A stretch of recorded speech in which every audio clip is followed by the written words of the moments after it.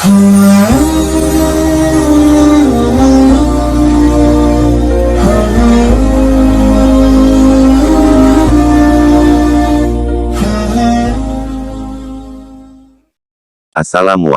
warahmatullahi wabarakatuh. Rabbi shrahli sodri wa yassirli amri wahlul 'uqdatam min lisani yafqahu qawli.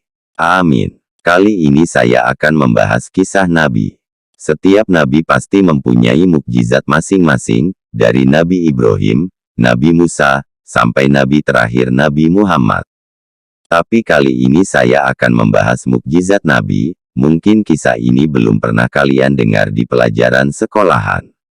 Ada Nabi yang mempunyai mukjizat bisa menahan matahari. Siapakah Nabi itu? Mari kita simak video berikut ini, biar kita tidak salah faham menyikapinya. Nabi tersebut bernama Yusya bin Nun, salah seorang Nabi yang berasal dari kalangan Bani Israel. Dalam hidupnya, Nabi Yusya menyertai hidup Nabi Musa alaihissalam dan mengerjakan perkara-perkara besar. Kisahnya berawal ketika Yusya sang panglima perang ingin merebut sebuah desa.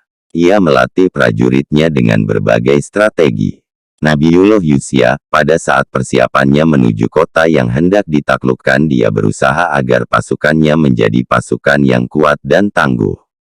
Oleh karenanya, dia menyortir prajurit-prajurit yang bisa menjadi biang kekalahan, karena hati mereka lebih disibukkan oleh perkara dunia yang membelenggu hati dan pikiran mereka.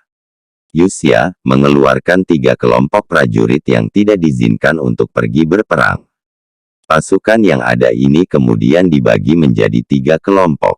Pertama adalah mereka yang sudah berakad nikah namun belum menyentuh istri. Kelompok kedua adalah orang yang sibuk membangun rumah dan belum menyelesaikan bangunannya. Sedangkan kelompok yang ketiga adalah mereka yang sedang menantikan kelahiran unta atau domba yang tengah hamil. Namun ketiga kelompok ini justru dikeluarkan dari rombongan. Nabi Yusya tidak ingin pasukannya sibuk hati memikirkan apa yang ditinggalkannya. Baginya, tidak penting kuantitas, namun bagaimana mereka yang berperang ini memiliki kualitas yang bagus. Pasukan terpilih akhirnya berangkat menuju kota yang akan ditaklukkan pada hari Jumat menjelang Asyar. Dengan kondisi ini, tentu waktu tidak terlalu banyak untuk bisa memenangkan perang. Karena Yusya berpikir, akan sangat sulit baginya dan pasukan menang saat malam hari. Terlebih, saat itu adalah Jumat sehingga ketika matahari terbenam maka harus menghentikan perang karena esoknya Sabtu dan perang di hari Sabtu hukumnya haram bagi Bani Israel. Jika ada waktu untuk berhenti perang, tentu musuh akan berbenah diri dan bisa mempersiapkan persenjataan. Nabi Yusya ketika itu menghadap matahari, ia kemudian berdoa kepada Allah agar matahari tidak terbenam. Ia berkata kepada matahari, "Kamu diperintahkan, aku juga diperintahkan." Kemudian Yusya berdoa kepada Allah, "Ya Allah, tahanlah ia untuk kami." Ternyata sangat mudah bagi Allah untuk mengabulkan permintaan ini dan dia menunda terbenamnya matahari hingga kemenangannya diwujudkan Yusya dan pasukannya. Yusya mampu membuat matahari tertahan untuk tidak terbenam, namun hanya dengan kuasa Allah Subhanahu wa Ta'ala melalui doanya. Kisah ini diceritakan Nabi Muhammad Shallallahu Alaihi Wasallam. Dari Abu Hurairah berkata bahwa Rasulullah bersabda, salah seorang Nabi berperang. Dia berkata kepada kaumnya, jangan mengikutiku orang yang menikahi wanita sementara dia hendak membangun rumah tangga dengannya dan dia belum membangunnya dengannya, dan tidak juga seorang yang membangun rumah tapi belum melengkapi atapnya. Tidak pula orang yang telah membekali kambing atau unta betina yang bunting sementara dia menunggu kelahirannya. Lalu Nabi itu berperang. Dia mendekati sebuah desa pada waktu salat Asyar atau dekat waktu Asyar. Maka dia berkata kepada matahari, sesungguhnya kamu diperintahkan dan aku pun diperintahkan. Ya Allah, tahanlah matahari untuk kami. Matahari tertahan dan mereka meraih kemenangan.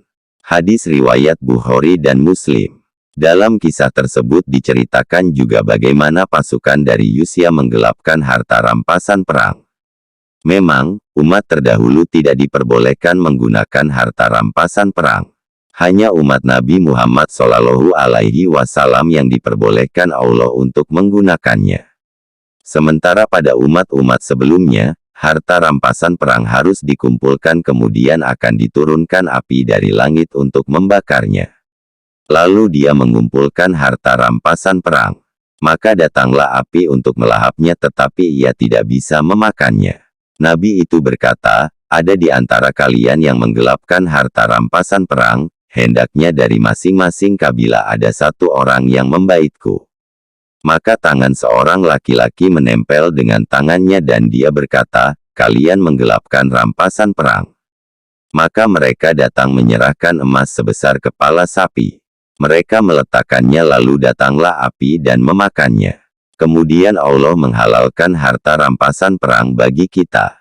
Dia mengetahui kelemahan dan ketidakmampuan kita, maka dia menghalalkannya untuk kita. Hadis riwayat Bukhari dan Muslim.